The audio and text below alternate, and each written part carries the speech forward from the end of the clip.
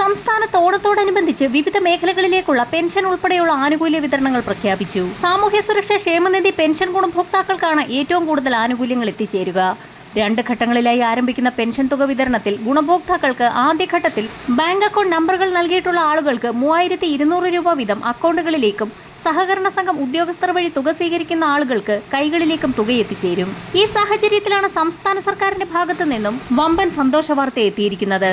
തൊഴിലാളികൾക്കുള്ള ഓണക്കാലത്തെ bonus വിതരണവും മറ്റ് ആനുകൂല്യങ്ങളും ഓണത്തിന് മുൻപ് വിതരണം ചെയ്യുമെന്ന് മന്ത്രി വി ശിവൻകുട്ടിയുടെ അധ്യക്ഷതയിൽ ചേർന്ന ട്രേഡ് യൂണിയൻ നേതാക്കളുടെ യോഗത്തിൽ തീരുമാനമായി. ഈ വർഷത്തെ പൊതുമേഖലാ സ്ഥാപനങ്ങളിലെ ബോണസ് സംബന്ധിച്ച മാർഗനിർദ്ദേശങ്ങൾ ഉടൻ പുറത്തിറക്കുമെന്നും മന്ത്രി അറിയിച്ചു.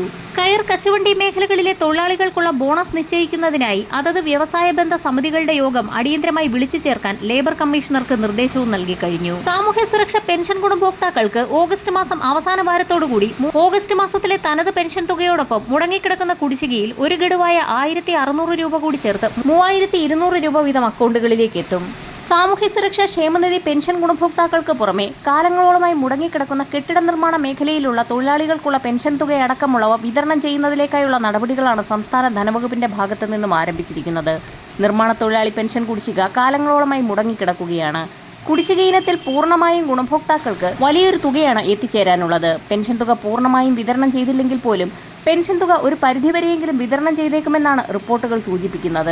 ഓണത്തോടനുബന്ധിച്ച് പെൻഷൻ തുക വിതരണം 2 ഘട്ടങ്ങളിലായി ആരംഭിക്കുന്നു. ഓഗസ്റ്റ് മാസം അവസാനത്തോടുകൂടിയും സെപ്റ്റംബർ മാസം ആദ്യവാരങ്ങളോടുകൂടിയും ഗുണഭോക്താക്കൾ ആനുകൂല്യങ്ങൾ പൂർണ്ണമായും എത്തിച്ചേരും. സെപ്റ്റംബർ മാസത്തിലും ഗുണഭോക്താക്കൾക്ക് തനത് മാസത്തിലെ പെൻഷൻ തുകയായ 1600 രൂപ വീതം ലഭിക്കും. ഇതോടുകൂടി ഗുണഭോക്താക്കൾക്ക് ഓഗസ്റ്റ് സെപ്റ്റംബർ മാസത്തിൽ ഓണക്കാലത്തോടനുബന്ധിച്ച് 4800 രൂപ വരെയാണ് എത്തിച്ചേരുക. ഓണത്തോടനുബന്ധിച്ച് 3200 രൂപ വീതം വിതരണം ചെയ്തേക്കുമെന്ന് നേരത്തെ തന്നെ റിപ്പോർട്ടുകൾ ഉണ്ടായിരുന്നു. സാമൂഹ്യ സുരക്ഷാ ക്ഷേമനിധി പെൻഷന് പുറമെ വിവിധ മേഖലകളിലേക്കുള്ള ഉത്സവബദ്ധ അടക്കമുള്ള ആനുകൂല്യ വിതരണമാണ് നടക്കാൻ പോകുന്നത്.